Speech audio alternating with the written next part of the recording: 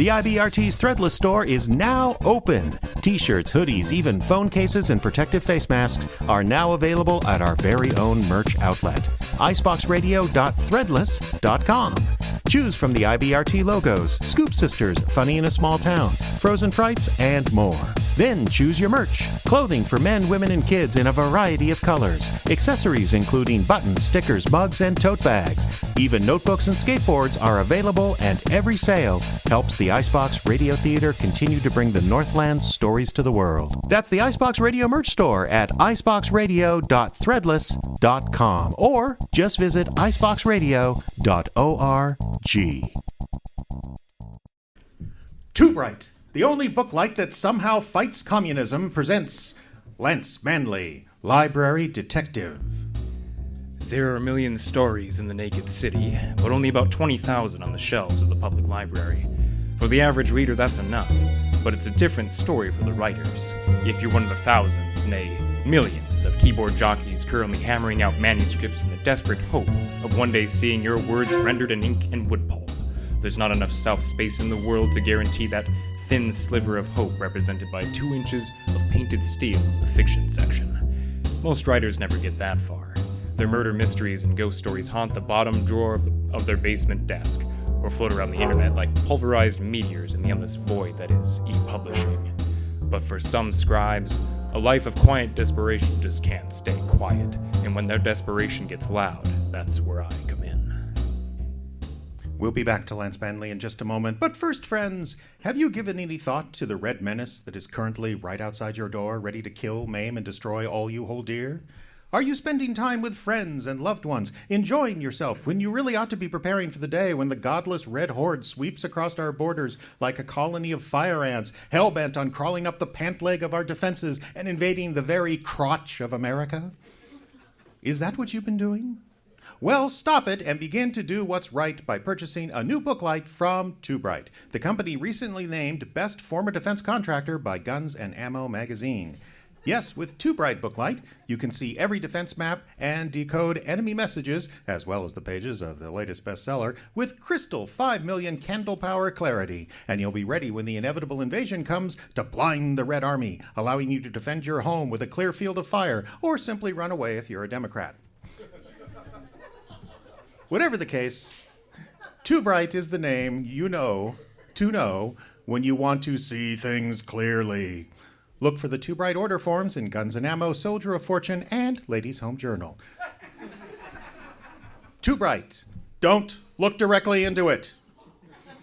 And now we return to Lance Manley, Library Detective. When it comes to choosing the books that grace our fair library, I don't have a lot to say. Collection development is firmly in the bailiwick of Boss Lady Effie Standish, with an assist from my luscious, sometimes dance partner, Nora Diamond. Point is, if those two happen to select a lemon for our shelves, it's no skin off my nose. Generally. A 20,000 volume biblioteca is bound to have a Twilight ripoff or two. It's just the law of averages. So imagine my surprise when one particular book caused a stink rank enough to rise all the way up to my office. The only consolation in this dizzy affair was that it came to my attention in the luscious package of Nora the Cataloger. Call me a luscious package again, and I'll brain you with a Leon Ura's flatfoot. You're not supposed to hear the voiceover, Dollface. You trading in superpowers now? No, I just know your looks, Lance. And that one was definitely NSFW. Can the internet era reference is precious. This is supposed to be a noir caper. Oh, it's dark, all right. Look at the book I just put on your desk. Theory and Practice of Sustainable Agricultural Models in Pre-Columbian Peru. That's right. It also says a New York Times bestseller. And that's not. You don't say. I do, but that's not the rumpus. Well, do tell, Nora darling. I found this book on our new bookshelves, tucked away with the nonfiction bestsellers. It's got a new sticker, barcode, date sticker, the works. If you're gonna tell me some dusty old thesis doesn't belong amongst the Pattersons, I agree. But isn't this an issue to take up with Effie? I'm not going to take this up with our boss, because she'd blow a gasket if she found out. Didn't she buy it? That's the thing, Lance. Nobody did. It might look like it belongs in our collection, but I never processed it. and there's no record of the purchase. Well, then how'd it get here, Dollface? Gee, I don't know. If only we had a detective on premises to work those things out.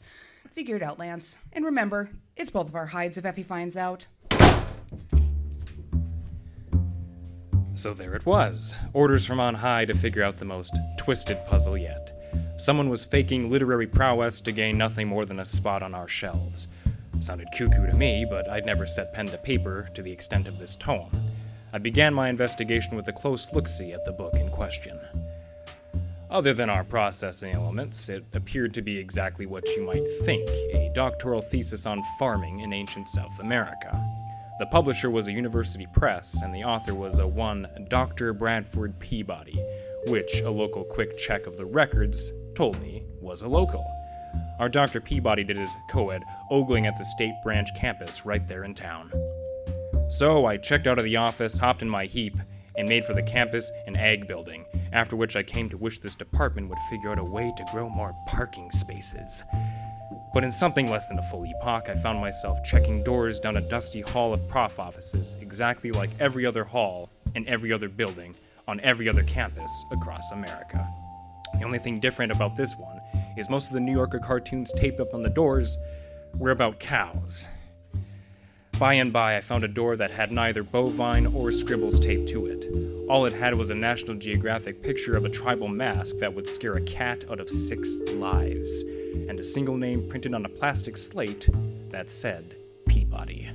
The door opened before I could even knock, revealing a brittle smudge of a man with a tiny round glasses and a very bad comb-over, and an Adam's apple that did 2 jigs and a polka when he cleared his throat. He was at least 6 inches taller than me, but couldn't have weighed more than 98 pounds, most of it bone. If this wasn't a college prof named Peabody, he was doing a very good impression. Excuse me, I don't have office hours today. You'll have to come back. That's all right, Doc. I wouldn't want to take up your belittling time. I beg your pardon? You wouldn't like it. It's usually not very sincere. You look a little old to be one of my students. Have you permission to be here? Cool your heels, Doc. I just wanted to talk about your book. Book? What book? I haven't published in years. Tenure is wonderful. I'm talking about Theory and Practice of Sustainable Agricultural Models in Pre-Columbian Peru. Never heard of it. Really? Well, it sounds right up your line. That Ooga Booga picture on your office door is a Peruvian death mask, is it not? Toltec? Gesundheit. And how would you know about the ancient civilizations, Mr. Manley. Lance Manley, library detective. I wasn't aware we had detectives on campus. I thought detectives were greasy little men skulking around hotel lobbies. I won't have that status until I complete Lesson 4 of How to Be a Detective in 10 Easy Lessons. YouTube course. I thought it was correspondence. Times change.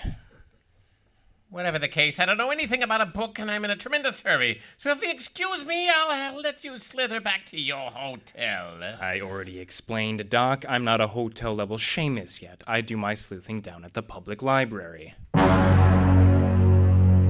The look Peabody gave me was a 3 parts contempt to 1 part fear, and it was so intense I actually took a step back. This guy didn't look dangerous, but you never know. There was just enough crazy in his eyes that I wish I hadn't left my .38 in the car. Public library? Never heard of it. Big building, down by City Hall.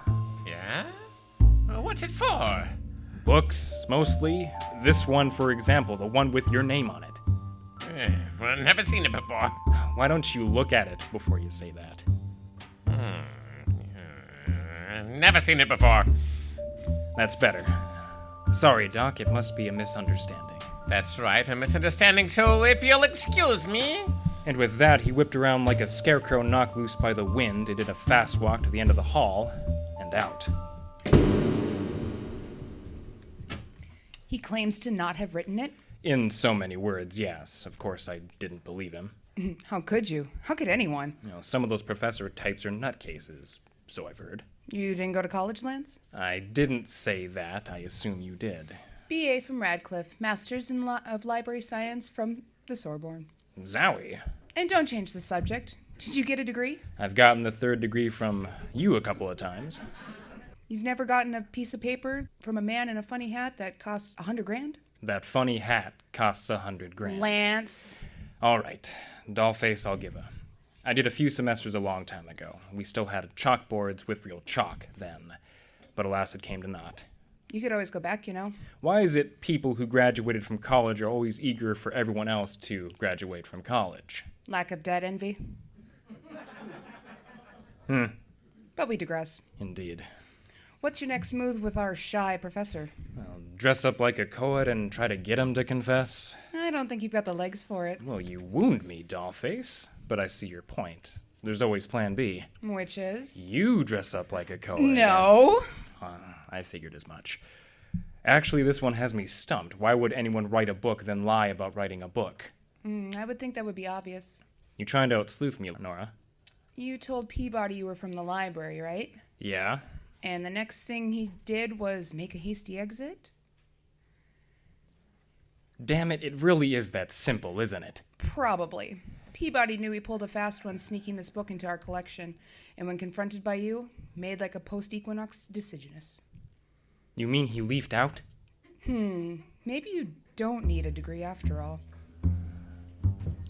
As much as I love bantering with Nora, there was work to be done now, and that work was back at our local branch campus of What's the Matter You. I figured cornering the good Professor Peabody was my best angle, considering his crime and flimsy excuse strongly suggested he had no case. The trick now was to throw a net over him as quietly as possible, even if that meant using an actual net. I started at the good professor's office, which I discovered locked and dark. His schedule on the door indicated he had no class right then, so I figured my next move was to try the administration office at the front of the office building. There I found the front desk staffed by a tiny wisp of a thing who looked as brittle as dry leaves with nerves to match. She was pale, blonde, and maybe 90 pounds if she was carrying a load of books, which was just what I found her doing when I opened the door. An act that nearly caused her a nervous breakdown. Good heavens! Must you carry on so? Sorry, I've only been opening doors for about a week. Haven't quite got the hang of it yet. Excuse me? Nothing, precious. I'm just being an intellectual posterior. I don't understand. Yeah, no one but Nora really does. Let me help you with those. No! All right, this is me backing up, so you can pick up those books on your own. I'm sorry, it's just these are very important books. I can't just let anyone handle them. Whatever you say. I'm just looking for Professor Peabody. Have you seen him around? He usually leaves campus by 3 on Wednesdays. You keep track of his schedule for him? What? Yes. I mean, why not? Nothing. It just makes you an awfully good secretary. I'm not a secretary. I'm just an intern. Do you keep track of all the professors that well? What's that supposed to mean? Nothing. Just seems like a lot of work for one professor. Are you attempting to tell me my duties? No, just having some fun trying to figure out what they are. What's the good professor's address? I don't think I'm going to give you that information. Protective, aren't we? And I think call the campus security is in order. Well, that's all right, Lilith. What? How do you know my name? It's your name tag, sweetheart. It's a lousy look if you're trying to keep your identity a secret. Oh, yes. Well... I'll just catch up with Peabody some other time. Just tell him Lance Manley came by. What's this regarding? It's about a book we found on our shelves at the public library. Peabody's book. Theory and Practice of Sustainable Agricultural Models in Pre-Columbian Peru? You've read it. Of course, it's brilliant. I'll wait for the movie. Tell Doc I stopped by. Wait, who did you say you were? Lance Manley. I do security over at the public. Security? That's right. Someone's got to keep an eye on things over there. You never know what kind of flim-flam some people will pull. You mean stealing books? Usually, though sometimes it works the other way around. I slipped out of the administration building, found a nice alcove in the ivy with a view of the front door, and waited. I had a feeling that nervous little intern named for Adam's side chick would be on the move soon, and I wanted to find out where. Sure enough, in about 5 minutes, the aforementioned Lilith shot out of the building like evil spirits were chasing her and took off at a brisk walk across the quad. I kept up as best I could and just succeeded in spotting her slip into a side door of one of the larger buildings on campus. Sure enough, it was the undergraduate library, and the door, if I don't miss my guess, was a staff entrance. I slipped through the same door and found myself in a pitch-black hallway.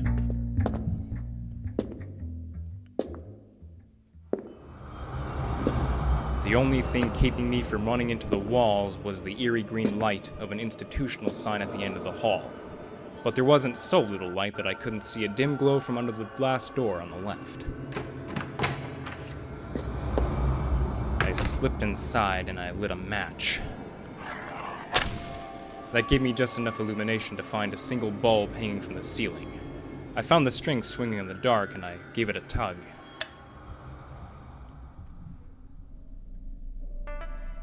People like to say, seeing the light when they mean they understand something, but that single bulb did just the opposite for me.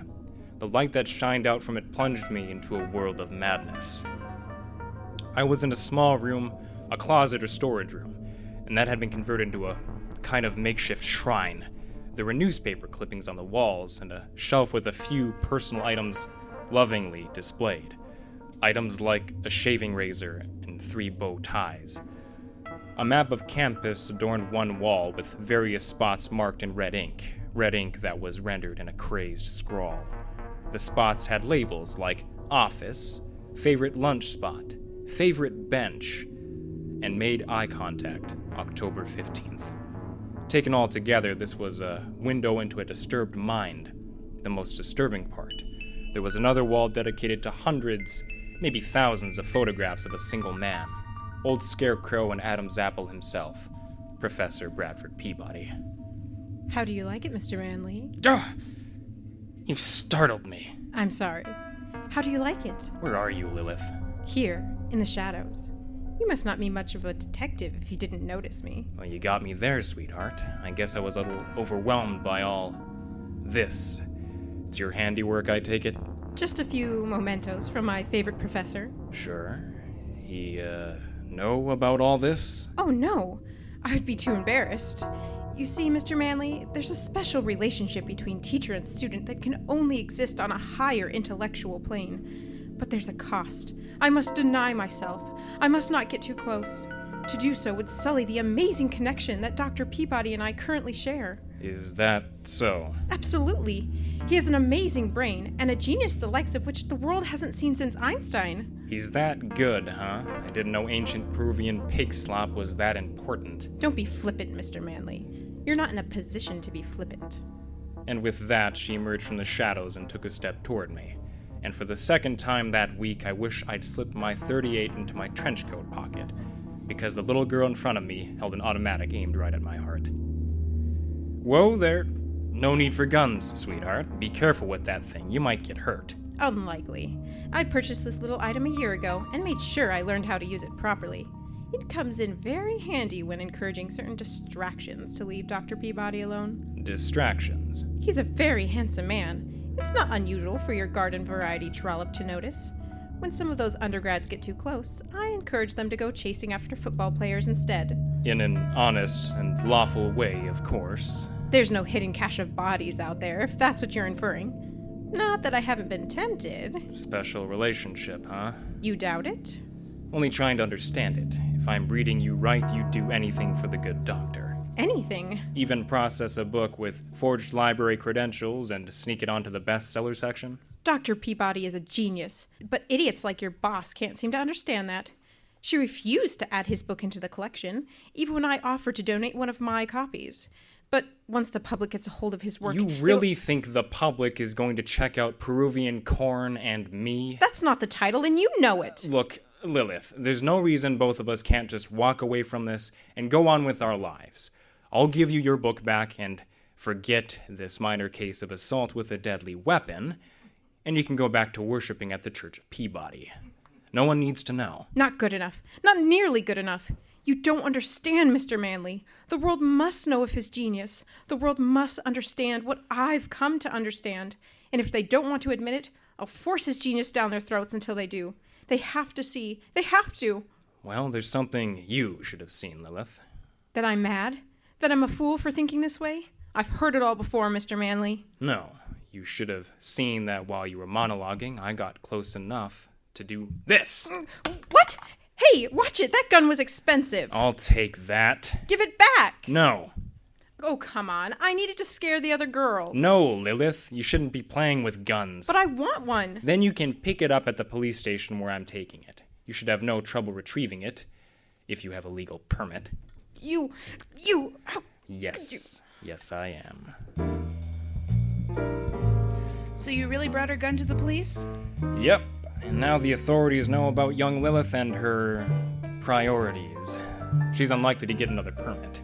What started all this anyways? Oh, schoolgirl crush. Oh, come on, Lance. Crushes don't turn into murderous, conspiracy-tinged campaigns of fraud and intimidation. Well, I'm sure the court-ordered therapy she'll undergo will uncover a few interesting things in that noggin of hers, but the center of it is pretty basic unrequited love. She'd taken a few classes from Peabody back when she was an undergrad, had her heart stolen away, and he never gave her the time of day. Then whatever daddy issues or psychosis she's dealing with blew it all out of proportion. And Peabody didn't notice any of this? He's pretty self-absorbed even for a professor, and besides, he's a happily married man. Maybe he's one of the good ones then. Not exactly, Precious. He's married to a former student Oh. named Henry. Oh. Poor Lilith. Well, let's forget about her for now and just bask in the glory of another successful caper. Good point. Our bestseller stacks are once again pure, and Effie is none the wiser. Life's good, dollface. Well, Give me a kiss. well, I guess you deserve one. Manley? Hold that thought, Precious. Yes, boss. Get up here right away. What's the rumpus? Someone just threw a book through my window. Note says I'm supposed to add it to the bestsellers or else. I've never even heard of Dr. Bradford Peabody.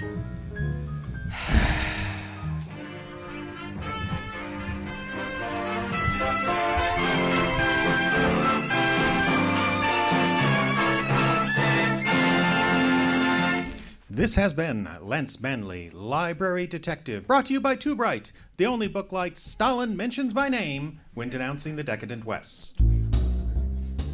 Lance Manley, Library Detective, thank you very much. Was written by Jeffrey Adams, based on characters suggested by Thomas Perkins IV.